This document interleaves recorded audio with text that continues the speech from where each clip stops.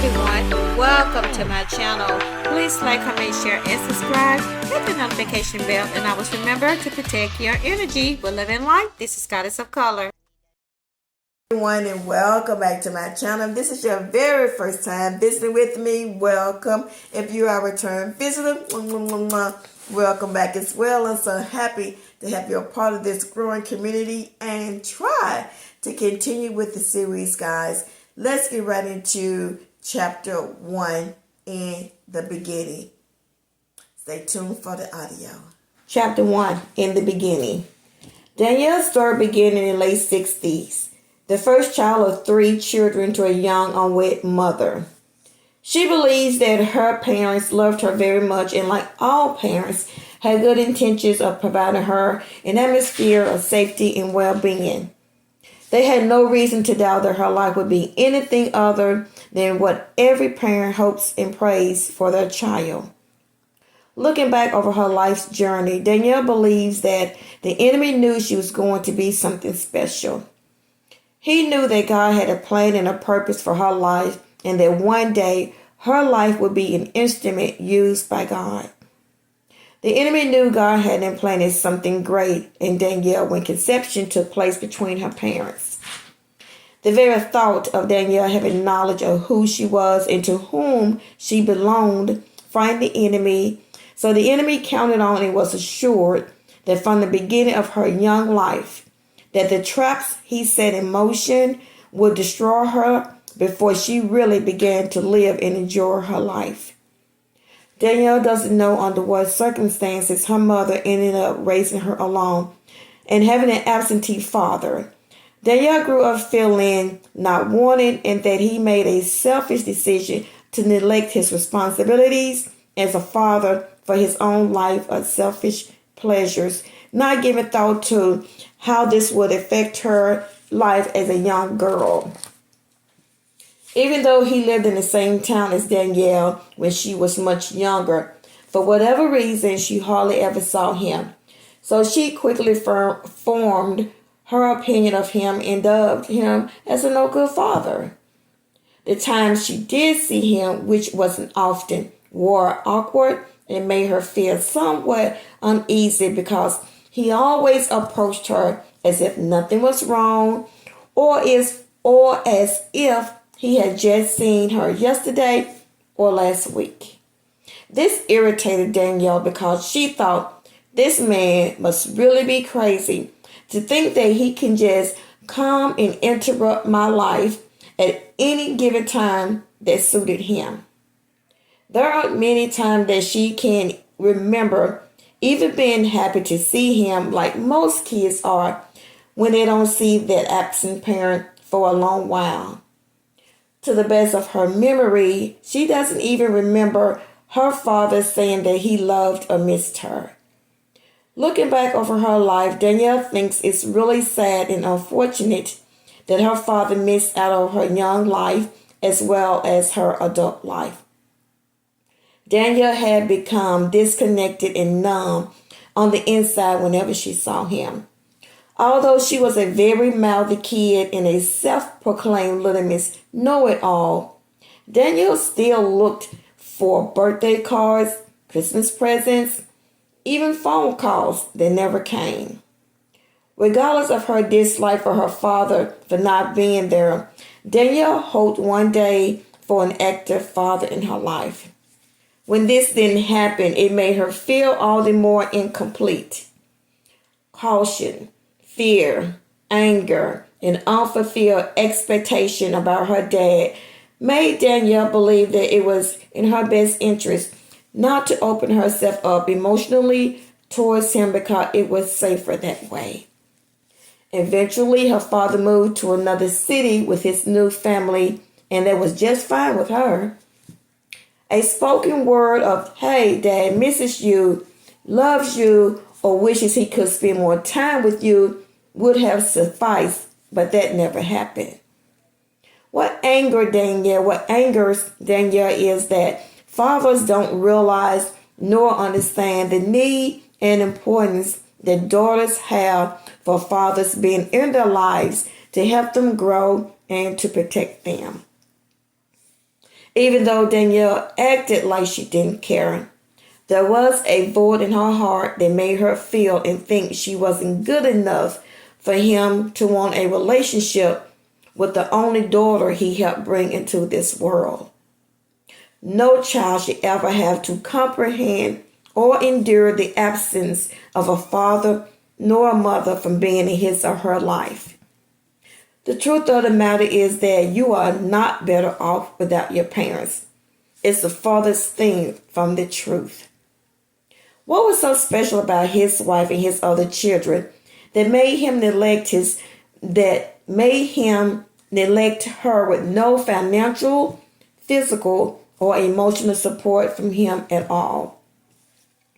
Oftentimes, Danielle blamed his new wife for taking him away to have just for her and her kids. Always dressed in expensive suits and shoes when he did come into town, she assumed he had money. But as usual, his visits were short, hurried, and empty-handed.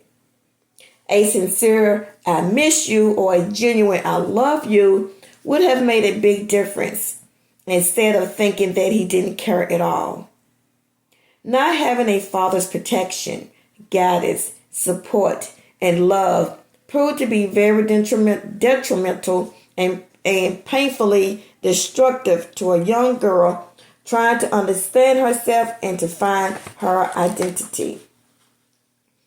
In the midst of being wounded, hurt, betrayed, and abused at a young age. By the time Danielle reached adult life, those things had set in motion a trailblazer of horrid resentment, low self-esteem, wordlessness, bitterness, toughness, and hostility toward her abusers and herself. Every man that Danielle met, she automatically labeled him as untrustworthy, liars, no good, and worthless men. Around the age of 14, one of her father's relatives took her to visit him for the weekend. He had a very big, nice house with 2 cars, and that bothered her for this simple reason that her mom didn't have a house nor 2 cars. Thinking to herself that he's doing pretty good for himself and his new family, but with no regards to how she and her mom were living, although we were okay. But he didn't know that, or probably didn't even care. Upon leaving to come back home, he gave Danielle $10 and one of those nasty bean pies. She wanted to throw it back at him, but refrained from doing that because if this was his way of showing love and affection, then it was very pathetic. The next time she saw her dad, she was a young mother herself. Danielle always hoped that her father would sit down and explain himself, but at this point in her life, it wouldn't change the past or the what ifs and the should have. But if he wanted to clear his conscience, it would have been okay with her. It has taken Danielle years to learn how to forgive her dad for abandoning her, but she has.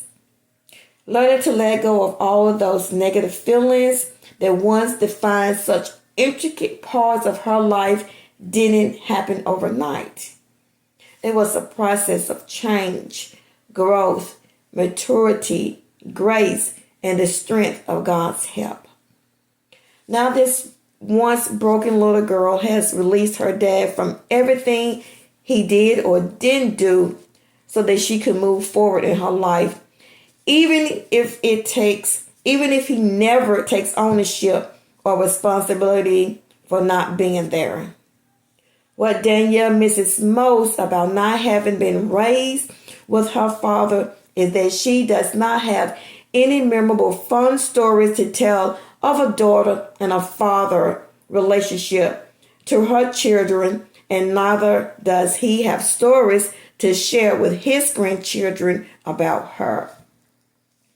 If it were possible to change the hands of time, no doubt would Danielle wish that her family could be like the ones she saw on TV or read in a book. Like every child's fantasy, Danielle desired to have both parents living in the same household, raising her and doing all the things that family does. Despite the fact that her father was not involved in her life, she got to know her stepbrothers and became very close to the oldest one, often talking to him on the telephone, and she's happy that they still maintains that relationship.